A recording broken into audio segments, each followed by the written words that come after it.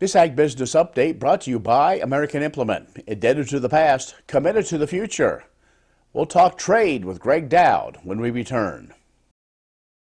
Wolfter Construction and Irrigation has been around a long time, and a lot of folks have trusted them to design, build, and service all sizes of commercial and on-farm storage for grain and equipment. Wolfter is also known for their outstanding irrigation division, where they stock a complete selection of nozzles, regulators, drops, gear drives, electrical, and structure components. Looking for an electric motor? Wolfter has a large selection in single and three-phase. Next time, reach out to the pros who have decades of experience at taking care of business the right way. Wolfter Construction and Irrigation. When you've had a best friend for over 50 years, you develop a trust. And the Scott Co-op has been a trusted rural friend since 1957. A co-op keeps money in the area, doing business for and with their members. And that helps keep their hometown thriving with keeping money in the community. Scott Co-op is not just an elevator. It's the rural way of doing business. So, when you see an elevator, remember your friends at Scott Co-op. And joining us now is Ambassador Greg Doud, who former U.S. Trade Representative in the Chief Ag Trade Negotiator, but now the COO of the National Milk Producers Federation, and of course a Kansan. As many of you know, we talk about the pride of Jewell County. So, Greg, you were here at the KLA meeting, talk about trade, and that's one thing that you have really kind of based your career on. As we look at this trade, we all kind of scratch our head and go, why can't we do more? Well, first of all, I would say we haven't done bad. Yeah. So, you know, I come at this 30 years of doing this, started with the wheat guys and a little bit of soybeans, the beef guys, and now dairy. So this is my fourth checkoff that I've been involved with in all these years. And trade is so much more important today, especially in the meat and dairy side of the equation, than it ever used to be before. You know, half of our wheat was always exported, still is. But things are really evolving in the protein space, and that's, you know, a lot of what I'm talking about is if you look at China and look at around the world, right, who's going to grow, where are we going forward, that's where our opportunity is. This year has been really difficult, and for one reason, in my opinion, that is the strength and the value of the dollar. Right. It has really been difficult on us. That's why our exports are off the mark some 20% or whatever it is. It's straight with that. And one of the big reasons for that, or the reason for that, is higher interest rates. Mm-hmm. Higher interest rates in the U.S. relative to the rest of the world draws money here. People have to buy dollars from around the world to do that, drives up your dollar, makes you less competitive. Mm-hmm. Well, and that many folks say, you know, we just don't have enough trade agreements, or the trade things we're doing just isn't enough. But do we need to find more and more trade agreements, or unilateral one? I mean, those type of things, or is it simply where we are with the economics? Once that kind of straightens itself out, if and when it does, talking recession, talking a number of different things, I guess what does 24 look like then? Well, so the answer to that, Ken, very honestly, is trade agreements are not our problem. Okay. Tariffs are not really our problem anywhere in the world today in agriculture, with the exception of India. And India is its whole different thing. That is, we worked on India. We've all tried. That's a really, really difficult place.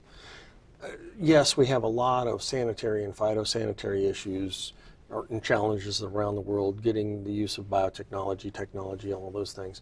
You can work on all of those things, and we are working on all those things in what we're doing right now in this administration without a trade agreement. So I get, you know, funny faces when I talk to folks that are trade wonks in D.C. I said, but that's not, number one, your problem. Number two, the political capital it takes to do one of these trade agreements and finding a country that's willing to do that with you is extremely difficult. So let's not, that's not really where the challenge is. The challenge is how competitive you are, and that comes up to a couple things. Is your monetary policy, you know, fiscal policy, and how are you doing that?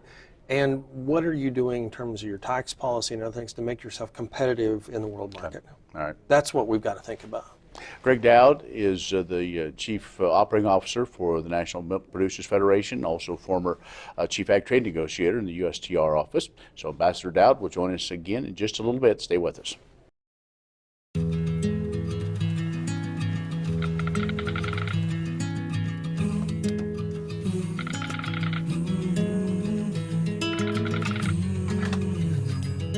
cost of everything has gone up dramatically over the last 75 years. With one exception: keeping electricity affordable. Wheatland Electric, delivering energy for life, your Touchstone Energy Cooperative. S&S Trailer Sales, with 2 locations in Ness City, Kansas, is where everybody goes to buy or rent trailers. They feature the all-new, all-aluminum Mauer grain trailer with all of the electric options, the easy-to-load detached trailers, and a huge stock of header trailers. At the west location, you'll find bumper pulls, goosenecks, and oilfield specialty trailers, along with flat and utility beds for pickups. S&S Trailer Sales in Ness City and on the web, but remember, you do have to spell out the "and." And our special guest is Ambassador Greg Doud, who is the Chief Operating Officer for the National Milk Producers Federation, and of course a Kansan, been involved with the ag economy world for a number of years, and your new role here with in milk, you kind of got thrown right in there dealing with the situation with USMCA and Canada not playing nice with this whole milk deal. I guess my question is this a milk specific, or could this have broader ramifications with USMCA? Because we know we also have some issues down in Mexico with that dadgum GM corn issue. Yeah. So the answer is this is a very Canada dairy specific issue, and Canada's dairy it's supply control. It's like our old tobacco program. So it's a quota. The value of the quota is more than the value of the cow. And so when we negotiated USMCA, we knew that they were going to be ornery about this. And we knew, we argued over this exact language internally, I can't tell you how many times. What could we get them agreed to that we thought that in an enforcement mechanism we could hold their feet to the fire on all this? And so the next thing was we completely redid the enforcement mechanism from NAFTA to USMCA. And we were concerned, well, is that going to work? And I think it is. I think that enforcement mechanism so far gets high marks. The problem is that you can't prevent Canada from sliding things around on you and taking, we've got some whey protein or whatever it is, we're taking it out of this product and we're sliding it over into this product to move things around so we can flout and skirt what we agreed to. There's no way to prevent that. Mm-hmm. And there's no way to write a law and get them agree to that, or write a trade agreement and get them to agree to do that. And so that's what's happened here. That doesn't mean you give up. That doesn't mean you keep coming at them to say, what you're doing here is not right. It's not what you agreed to, and continue to hold their feet to the fire. But I think the answer with Mexico and corn and all this is, I think the mechanism itself that we have to talk through these issues and sort it out is still really solid and valid. And that's, to me, is a huge thing. Okay. And also in this new role, I mean, you're from a state that is one of the fastest growing when it comes to dairy. Cheese plant coming into Dodge City. Kansas is becoming more of a player, but there's a number of factors in order to get that to all come together. And one of those is it doesn't affect us a ton, but the national milk marketing order that seems to be, I guess for most of us, we just kind of scratch our head and go, how come it's so difficult? Well, actually, it's its own unique thing. You really need to dig into it. So first of all, I would say it isn't just Kansas, but yes. Texas, Kansas, South Dakota, the middle part of the country is there's a whole change here in what's going on. Some of that is technology, new processing, new things going on. In terms of the federal milk marketing order, the answer is the last time we adjusted this was 2000. So it's been 23 years. And there's a reason it's been 23 years, is this is an enormously complex process. It's taken hundreds of hours to sort all this out. Let me explain to you how this works. So now it's going to be something like 15,000 pages of testimony or whatever the USDA has to take and go through, and then they're going to say, okay, here are the changes. And then once they do that, they're going to put that out for a vote to the producers that are as part of these marketing orders to vote up or down. Okay.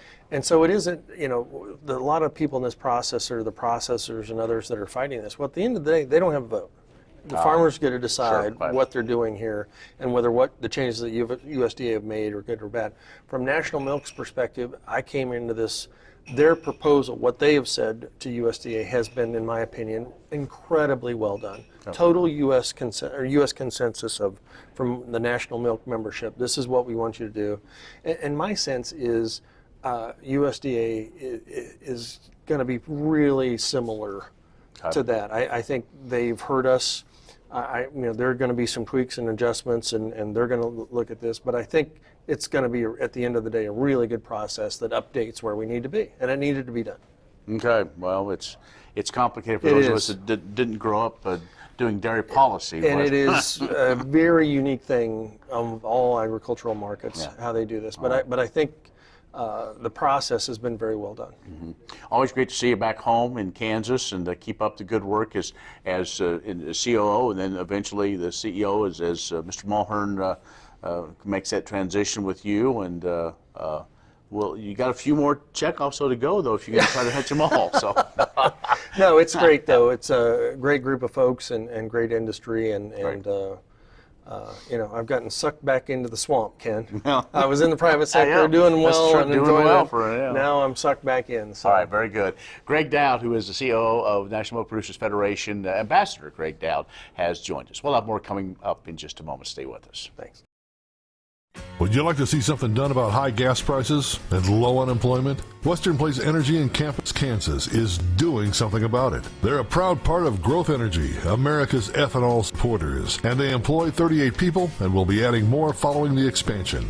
Ethanol fuel not only reduces the cost of regular gasoline, it's good for the environment and keeps money right here in the United States while supporting local rural jobs. Western Plains Energy, doing something for the future. KBUF Radio has agriculture information for you weekdays beginning at 6. Tony St. James in the Agriculture Today program. 7 to 11, it's the KBUF Morning Show, where we have interviews with newsmakers, updates on the weather, markets, and a whole lot more information you need to help make good decisions on the farm and ranch. Follow along on our social media pages, and you can listen to KBUF or any Western Kansas broadcast station at westernkansasnews.com. I'm Ken Rogers. Thanks for watching.